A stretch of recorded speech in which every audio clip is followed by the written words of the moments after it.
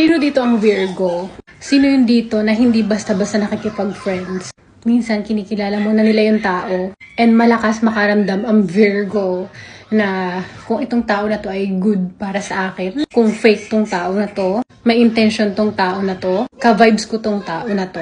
Virgo din ay detective. Minsan, hindi nyo alam, pero alam na namin. Kaya ang Virgo kapag ka nagtanong yan, lalo na kung sa mga partner, matakot na kayo. Ang Virgo ay hindi titigil hanggat hindi nila nahahanap or nasasagot yung kanilang katanungan. Minsan, sa sarili na nila talaga, ay nila magtanong. Pero sabi ko sa inyo, bago yan magtanong, alam na nila ang sagot.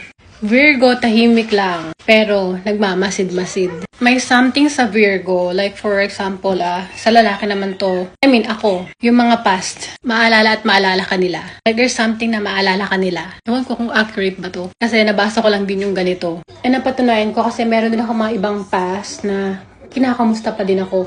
Yung mga dati ko nakachat, kinakamusta ako kahit hindi naman ako nagre-reply na. Kahit minsan nagkaroon kami ng mga misunderstanding, kinakamusta pa rin ako. And also ang Virgo, hindi marami ang friends.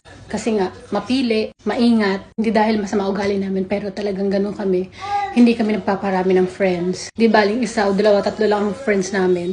Pero, alam namin kung sino yung totoo. And ang Virgo, madalas yan sumasakay sa mga trip ninyo. Tahimik, nasa lobang kulo. Well, sa accurate lang naman to, ha? Hindi naman sa panglahatang Virgo to. Ang Virgo, kadalasan kasundo ng lahat.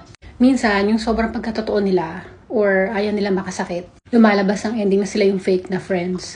Hinihingal ako. Kayo ba, ano ang inyong zodiac sign?